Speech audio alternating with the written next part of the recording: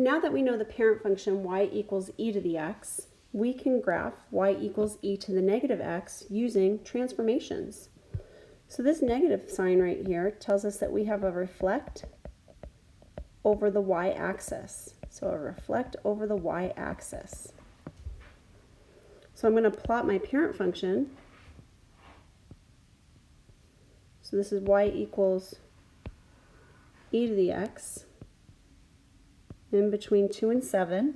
Then when I put a 2 in between 7 and 8, this is really all I need to know when I'm plotting my points. And I want to reflect that over the y-axis. Here's the y-axis. Sometimes I need to write y just to remind myself where that is.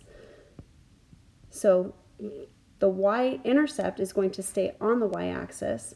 Any points to the left will reflect over to the right, and any on the right will reflect over to the left.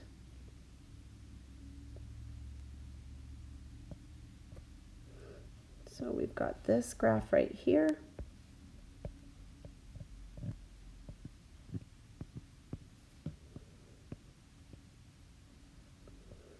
And we've got a horizontal asymptote at y equals 0. And that looks quite beautiful. Our domain is negative infinity to positive infinity. Our range is 0 to infinity. We have a y-intercept at 0, 1, no x-intercepts, and an asymptote at y equals 0. Let's see what we got next. We've got another transformation, y equals e to the x plus 1. Well, now we're adding 1 inside the function. So this is inside, therefore it's a left-right move. And since we're adding 1, we're going to move left 1. So again, I'm going to plot my parent function, y equals e to the x. When you keep plotting the parent function, you get better and better at seeing it in your head and not having to pause and think about what the function looks like. So we're going to go left 1. So all of these points will go left 1, left 1, left 1, left 1. Okay, we're going to connect those blue dots.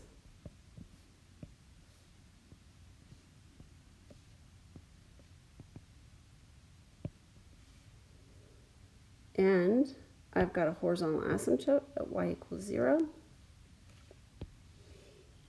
So our domain goes from negative infinity to positive infinity. Our range is 0 to infinity. A y-intercept, it looks like that 2.7 became our y-intercept, but remember that's e.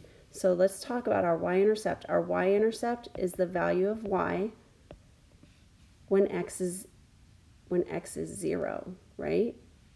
So we've got y equals e to the 0 plus 1. Well, that's going to be e to the first power, which is about 2.718. So 0e would be an exact, or a rounded value would be 2.7. Our x-intercept is none, so this is exact. I like the exact answer, but rounded is important. Our x-intercept is none, and our asymptote is y equals 0. So there we've got a couple of transformations with our parent function of y equals e to the x. Here's one more for you to try. They go by pretty quick once you know those parent functions. Here's one more for you to try. So press pause, and when you're ready to reveal the answer, come on back. So I got this graph right here.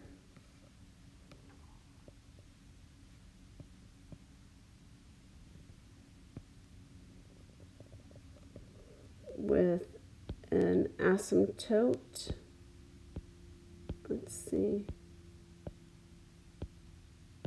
an asymptote at y equals 0. So I've got a domain of negative infinity to positive infinity, a range of all negative outputs, negative infinity to 0, a y-intercept of 0, negative 1, no x-intercepts, and an asymptote of y equals 0. So if you got that, then you've got it. now we just got to practice. We've got to practice along with all the different transformations we can possibly see, but hopefully you're feeling good about our new base